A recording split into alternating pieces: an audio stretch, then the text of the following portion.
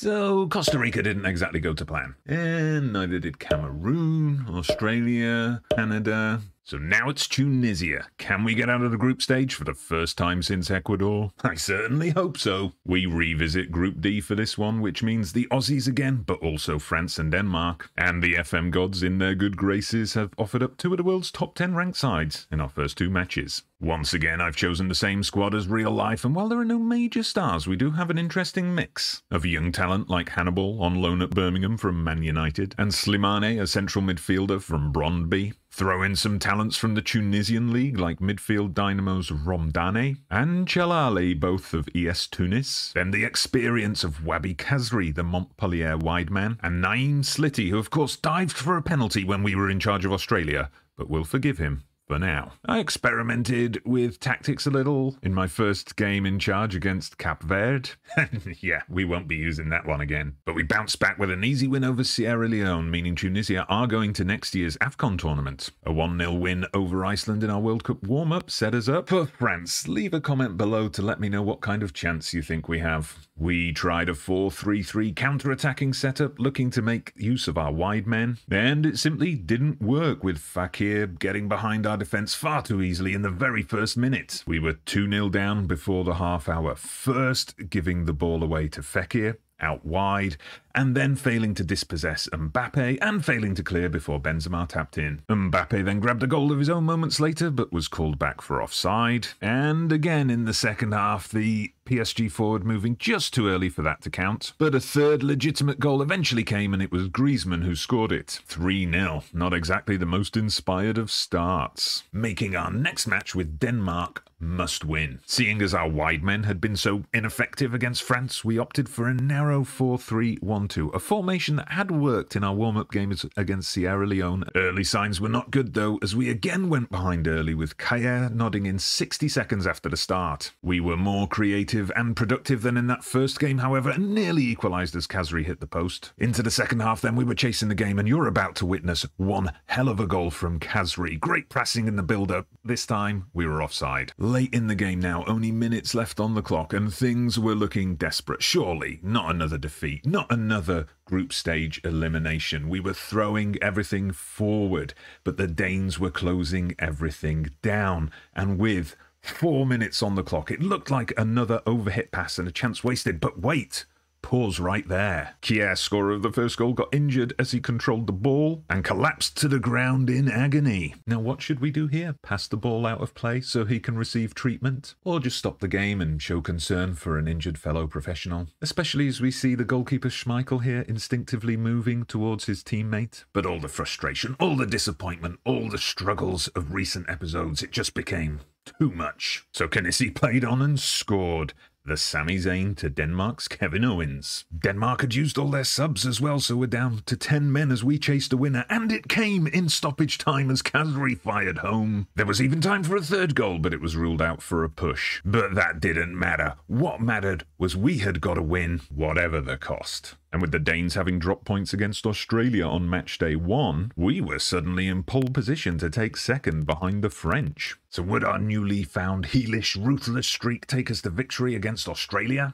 Damn right it would, as Jaziri got us off to a great start. Now Kuol would level the scores before half-time, but it was all one-way traffic in the second half as Jackson Irvine got sent off for a ruthless tackle. Malalul scored the spot kick, and then Jaziri got his second, and all is definitely forgiven with Slitty after that. And this one as well, as he tapped in to complete a 5-1 rout. All clear then, second in the group behind France, which set up a round of 16 clash with Group C winners Poland. And not to get ahead of ourselves, but that puts us on a decent path to the later rounds with Wales, Senegal, South Korea and Switzerland in our half of the draw. So it's time to see if we can send Lewandowski and Poland home. So there you go. If we get through, it will be Senegal in the quarterfinals. So we're sticking with this narrow formation. It's working well with this Tunisia team. So here we go. The teams are coming out for this round of 16 match. It's been a while since we've been here, of course. Last time with Ecuador, we lost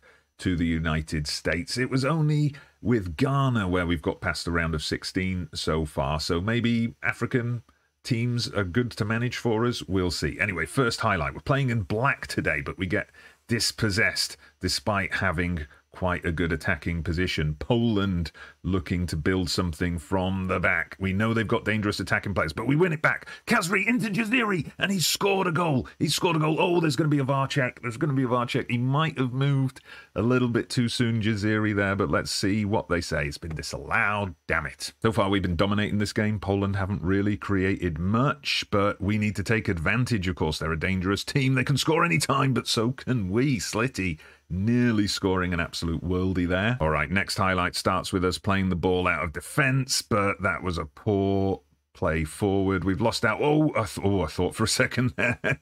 I thought for a second there we were going to get someone sent off. Lewandowski with a chance. It's gone out for a corner. Yeah, it was Romdhane with the rash tackle. He's already on a yellow, so we're going to have to keep an eye on him as this Polish corner comes in. Is it going to lead to something here? Let's get this clear. Come on. It goes out for a throw-in. As long as it's 0-0, I mean, all it takes is one moment of magic from some of Poland's attacking players, and suddenly they have the lead, and that's exactly what's just happened. Oh, and that's this Mankey goal puts Poland 1 up at half-time.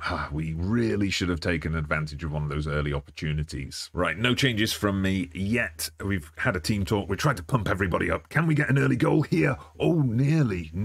All right, first highlight of the second half for Poland. We can't go 2 goals down here. Oh, they've hit the post.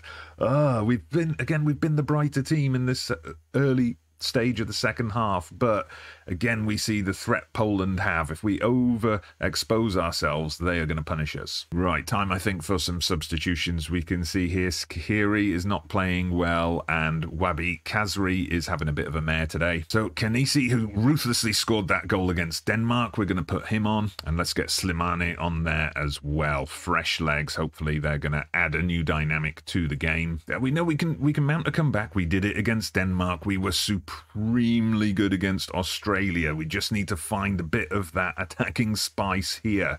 We're playing it around a little bit. We're just patiently waiting for the opportunity. Is it coming here? Oh, Kenisi fired over. That was a golden chance, and one I hope we do not come to rue on the final whistle. Slimani just on as a sub. Okay. We're building something from the back, but we've given it away again. Sometimes it's those long balls out of defence.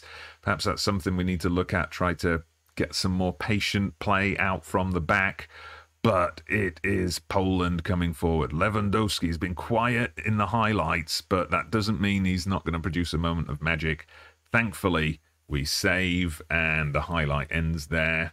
But we got another one now. We got a throw in here. Rodmani gets the ball into the box. That was a good cross, but just no one on the end of it. Let's have another shot at it here. Come on. Tabil, Silmani, Bron. Good. We get it out to Draga on the far side. Jaziri, how close was that? Right, we're going to bring on Jabali. Slitty has not had a great game, so we're going to bring on Jabali. Fresh legs in that attacking position. So let's get the youngster Hannibal on there. Romdani, he's got that yellow. He might be a bit risk-averse as a result, so get out there, make an impact in the little time we have left. 15 minutes to go, everyone. And we get the throw-in. We're straight into a highlight here. Is this going to result in a goal for us? Yes! Jaziri scores. We've levelled the match 1-1. All right, into the final 10 minutes. That goal actually came before we'd made our substitutions, but okay, we'll roll with it. Are we going to extra time here? Okay, one more sub. Malul comes off. We're going to put Abdi on in his place. So against Denmark, we had that stoppage time winner, but not today. We're going to extra time. We told the boys at halftime that we've been the better team in this match, which I think was fair. We've got a chance here early, but no, it's fallen straight to the feet of Lewandowski, looking to make a mark in his final World Cup and put Poland into the quarterfinals. Oh, they've come all the way through here, and Lewandowski with a terrible miss. Oh my lord, if that had been my striker who missed that, I would be fuming. Right, I think we get one more substitution in extra time, and I've got this guy, Sassy, penalty taking 14. So Laiduni's had a great game, but he's absolutely knackered, so we've changed all of our midfield now. We can make that extra substitution. Fantastic. Let's tell him to get out there, see if he can work something for us. We've got 12 minutes before the 120 is up. Oh, a final highlight. 120 up on the clock, +1 given by the referee. Can we work something here, or are Poland going to launch one final attack? It's dramatic stuff. This will be the decider. If either team scores here, that's it. If neither team scores, it's penalties. Right. Oh, no. It just went through. And, oh, my God. No. No, what has just happened to us? That is ridiculous. That is cruel. Oh, look at that. The header back, but he just didn't notice Jozwiak there. Jozwiak has just won it for Poland, and we have another early exit. After all that, we lose in the second round. But I have to say, that has been, after a bit of a break in between episodes, that has been one of the most fun attempts at this challenge so far. That win over Denmark was fantastic. The win over Australia was emphatic, and a very dramatic World Cup tie here. All right, we followed through to the end of the tournament. Very unrealistic as Spain beat England in the final. But anyway, another challenge that was nowhere near being successful. We're going to move on to the next team, South Korea. I better get a move on if we're going to complete this before the World Cup is over. But we're going to have episodes coming out thick and fast. So make sure you check that one out when it's available.